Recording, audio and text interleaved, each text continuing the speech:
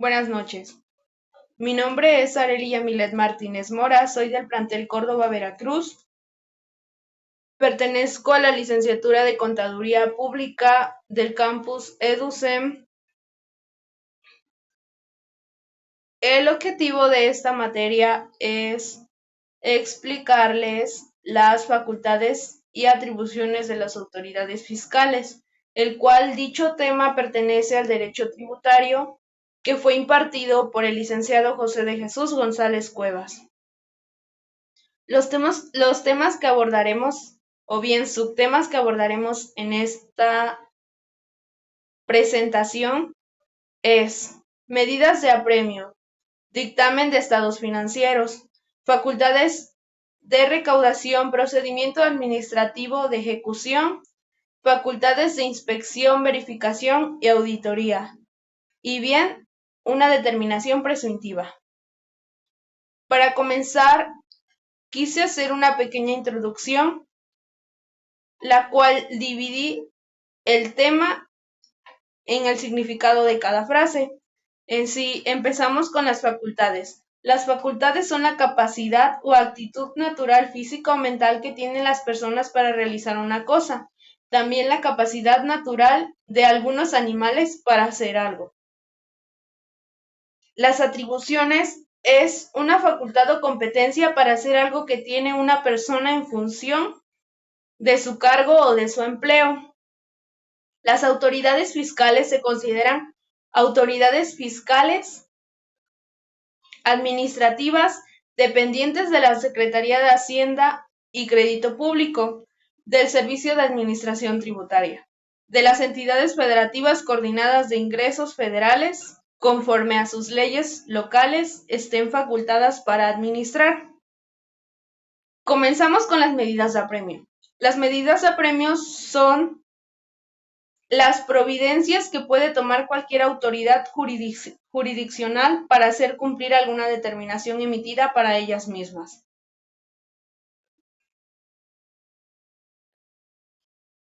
Dichas medidas se encuentran en diferentes leyes de código, como lo es el Código Federal de Procedimientos Civiles, el Código Federal de Instituciones y Procedimientos Electorales, la Ley de Concursos Mercantiles, así como la Ley General de los Sistemas de Medios de Impugnación de Materia Electoral, entre muchos otros, e incluso en el ámbito local.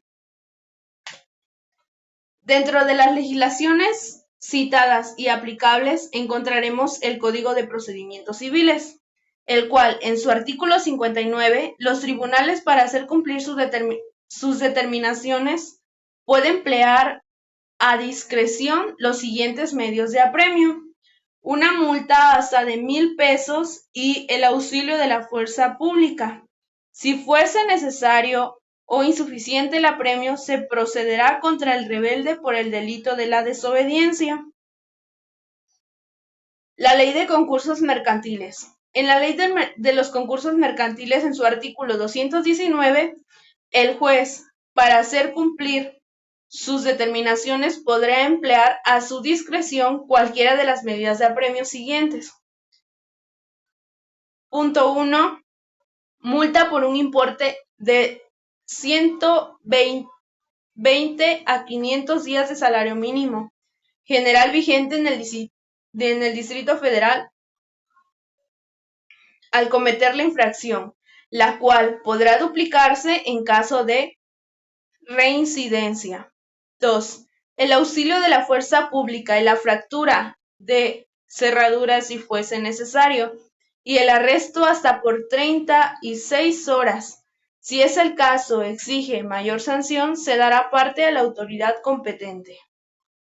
Bien, el Código Federal de Procedimientos Penales, en el artículo 44, nos habla: el Ministerio Público de la averiguación previa y los tribunales podrán emplear para hacer cumplir sus determinaciones los siguientes medios de apremio. 1. Podrá ser una multa por equivalente entre 1 y 30 días de salario mínimo, vigente a que en el motivo y en el lugar en que se realizó la conducta y cuál fue el motivo de apremio. Tratándose de jornaleros, obreros, trabajadores, la multa no deberá exceder de un día de salario, y tratándose de trabajadores no asalariados, el de un día de ingreso, auxilio de la fuerza pública y el arresto hasta de 36 horas. Continuando de la Ley General de Sistemas de Medios de Impugnación de la materia electoral, en el artículo 32 nos habla que para hacer cumplir las disposiciones del presente ordenamiento y las sentencias que dicte, así como para mantener el orden y el respeto de la consideración debidas al Tribunal Electoral, podrá aplicar discretamente los medios de apremio y las correcciones disciplinarias siguientes: A. Apercibimiento. B. Amonestación. C. Multa hasta por 100 veces el salario mínimo diario, generalmente vigente en el Distrito Federal. En caso de reincidencia, se podrá aplicar hasta el doble de la cantidad señalada. El auxilio de la fuerza pública y el arresto hasta por 36 horas. Finalizando este tema y comenzando con el siguiente subtema, que serían los dictámenes de los estados financieros, bien nos hablan y comenzamos. ¿Cómo se dictaminan los estados financieros? Bueno, más que nada un estado financiero no puede ser dictaminado por el mismo contador que lo elaboró y lo certificó, y es por ello que la ley exige que sea el revisor fiscal o un contador independiente, es decir, que sea externo a la empresa, y por supuesto diferente del contador de la empresa que lo dictamine. Cuando nos referimos a lo que es dictaminar los estados financieros, señalamos que un estado financiero dictaminado es aquel que ha sido revisado por un profesional distinto al que él lo elaboró y que emite una opinión sobre ello una vez lo ha auditado. La mayoría de estos informes constituyen el producto final de la contabilidad y son elaborados de acuerdo a principios de contabilidad generalmente aceptados, normas contables o normas de información financiera. La contabilidad es llevada adelante por el contador público, que, en la mayoría de los países del mundo, deben registrarse en organismos de control público o privado para poder ejercer su profesión. La Procuraduría de la Defensa del Contribuyente, la PRODECON, publicó que a través de su portal internet un comunicado por medio del cual informa a los contribuyentes acerca de la obligatoriedad y fechas para presentar el dictamen de estados financieros para efectos fiscales a partir del ejercicio de 2022.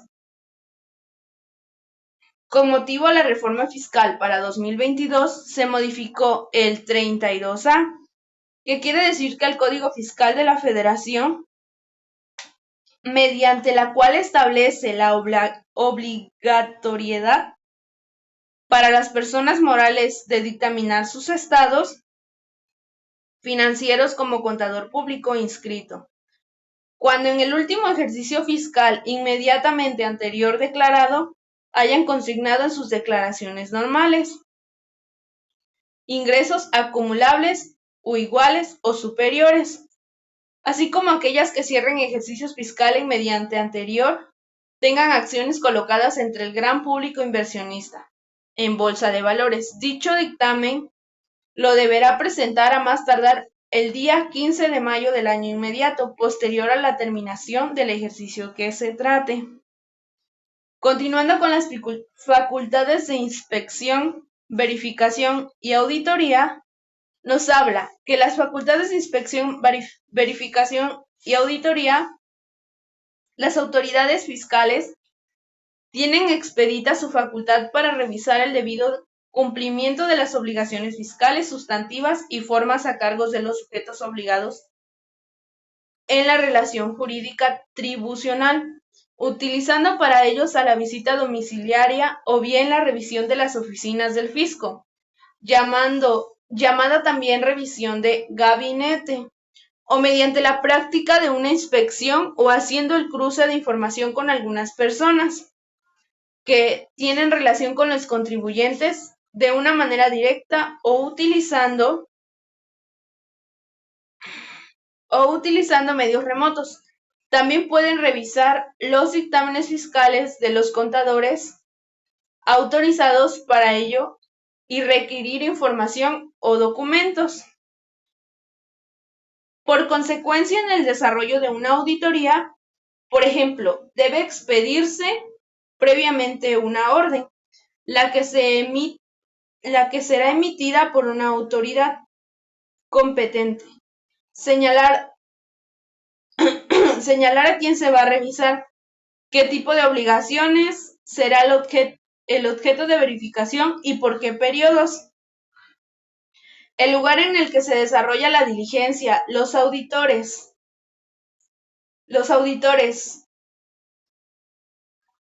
que han de intervenir, así como su fundamentación y motivación con la finalidad de evitar violar los principios de legalidad y seguridad jurídica de los sujetos visitados. Para su bien, una inspección de auditoría primero se prepara antes de iniciar. Se revisa la documentación, se planea el cómo se va a organizar el cómo se va a llevar a cabo la auditoría, para así ir al sitio, reunir la apertura, trabajar en el lugar, reunir el cierre y crear un informe, el cual se tendrá que elaborar y entregar, para así finalizar y darle seguimiento para ver si todo está realmente en orden. Y bien, las facultades de recaudación y procedimiento administrativo de la ejecución. Para empezar, ¿qué es el procedimiento de administración de ejecución? Bueno, el procedimiento de administración, o bien conocido como PAE, es el mecanismo con el que cuenta la Profeco para exigir a los contribuyentes deudores el pago de los créditos fiscales a su cargo que no hubiera sido cubiertos o garantizados dentro de los plazos que disponen las leyes fiscales. Para eso, el PAE tiene etapas. La Profeco, en el desarrollo de procedimientos administrativos de ejecución, seguirá según el caso concreto todas algunas de las siguientes etapas. Mandamiento de ejecución, documento emitido por la Profeco que deberá contener: 1. El nombre del documento. 2. La autoridad que lo emite. 3. La fecha y el lugar de la emisión. La fundamentación y la motivación. El objetivo y el propósito. El nombre completo del ejecutor designado. Número de credencial con firma y fotografía. Vigencia y fecha de designación. El nombre y cargo del funcionario competente que emite la identificación del deudor. Fundamento jurídico que acredite el ejecutor llevar a cabo cualquier tipo de diligencia. Nombre del depositario, requerimiento del pago y una acta de embargo. Aquí puse un pequeño esquema del procedimiento administrativo de la ejecución. A lo que yo entendí es que si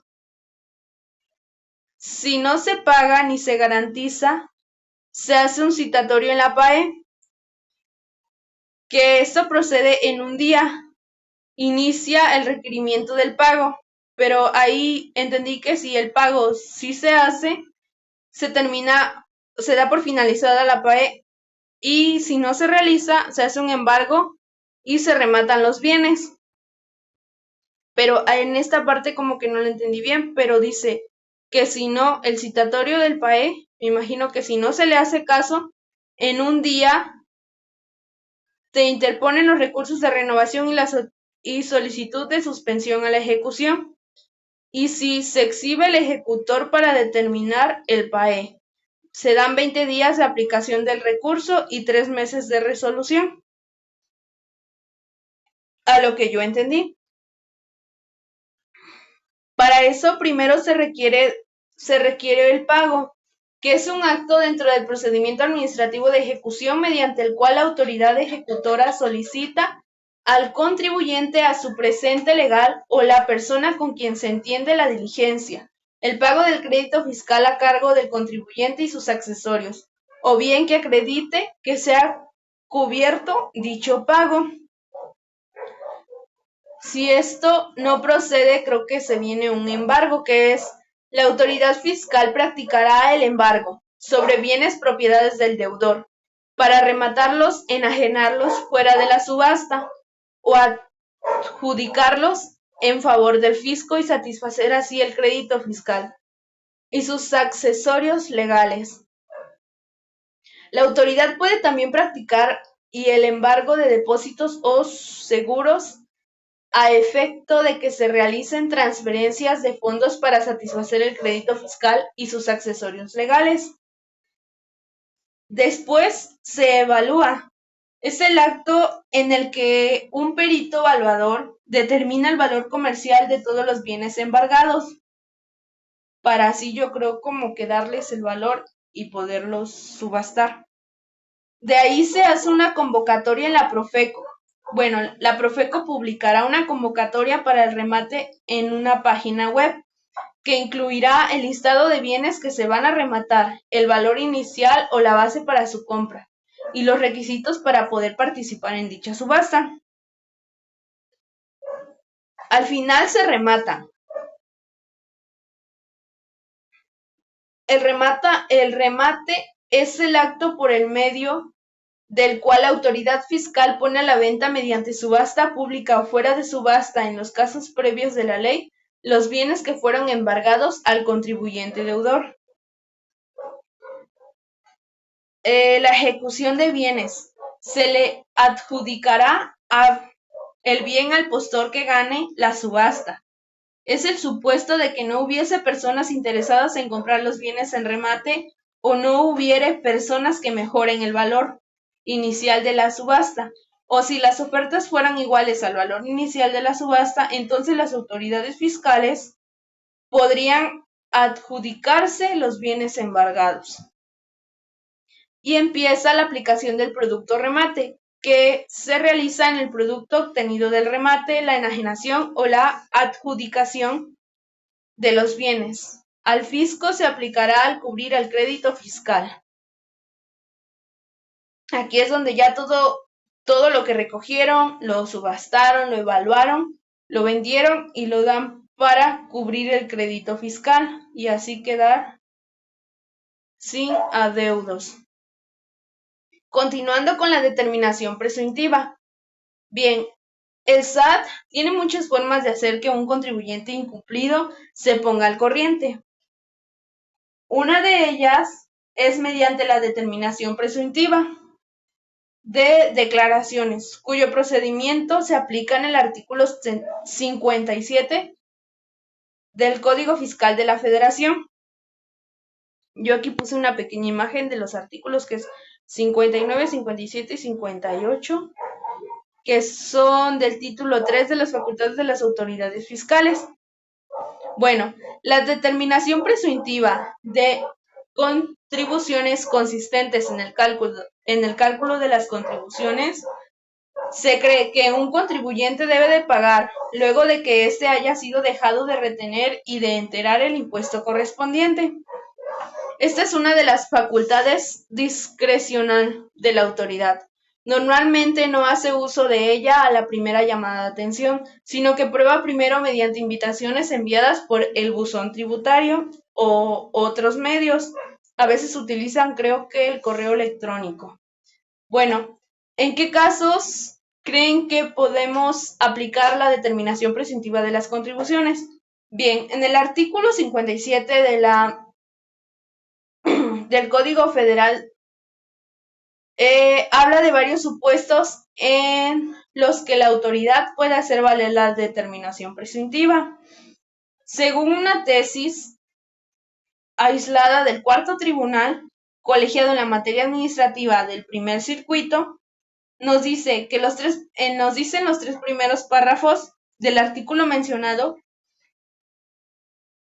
que se pueden distinguir dos sistemas para la determinación presuntiva de contribuciones. Uno es el general y el otro es el específico. Bien, ¿cómo se hace la determinación presuntiva? Lo primero que hay que hacer es hacer una determinación presuntiva de contribuciones.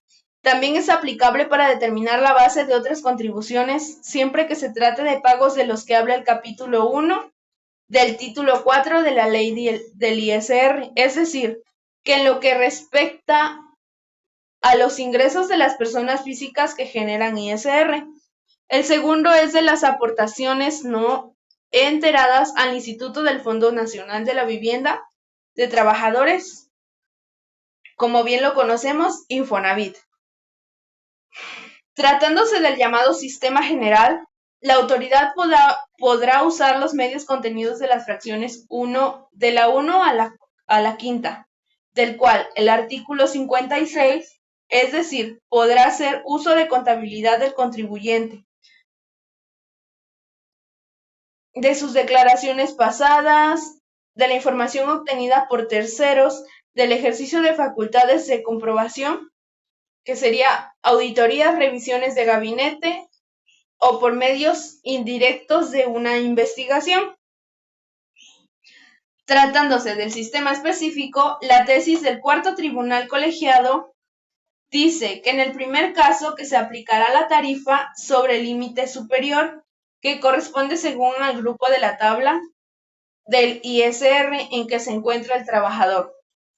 Bien, tratándose del segundo caso, si no se pagaran las cotizaciones del IMSS, tendrá que usarse la tarifa correspondiente sobre el resultado del 4 UMAS diarias elevadas al periodo. Es decir, si no se enteró en un mes, 4 UMAS se tendrían que multiplicar por 30, que equivale a los 30 días del mes. Las condiciones para la determinación presuntiva, yo puse aquí un pequeño esquema que dice que el proceso de verificación del SRI, a lo que yo entiendo es que la determinación presuntiva se viene por lo que es no presentar una declaración, si el SRI verifica valores diferentes, si no mantiene los registros, si no mantiene documentos y si no presenta información. A eso se le deriva una determinación presuntiva con condiciones excluyentes entre sí. Bueno, y como final, yo puse esta conclusión.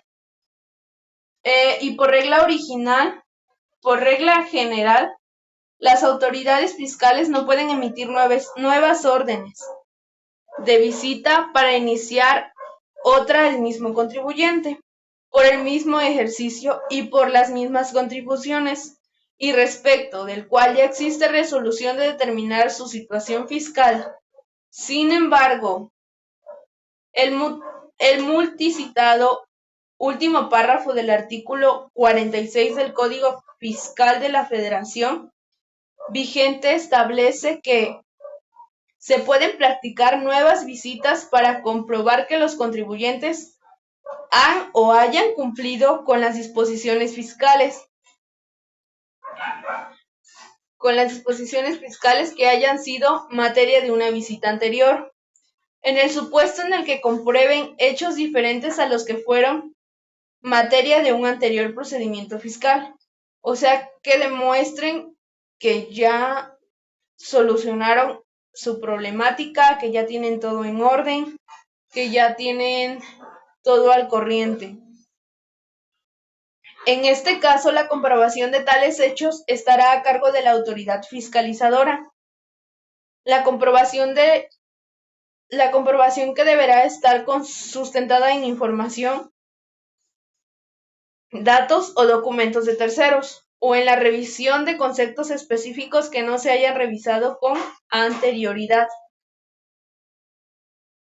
Y como para finalizar, este fue un tema muy, muy importante, ya que en estas fechas o en este nuevo gobierno ya todo hay que llevarlo en orden, ya todo hay que tenerlo al corriente, porque si no, vienen muchas multas, muchas sanciones. El gobierno lo que está haciendo ahorita es que todo sea transparente, supuestamente, pero se sigue viendo mucha corrupción. Más sin embargo, esperemos si todo esto se lleve a cabo realmente a como es.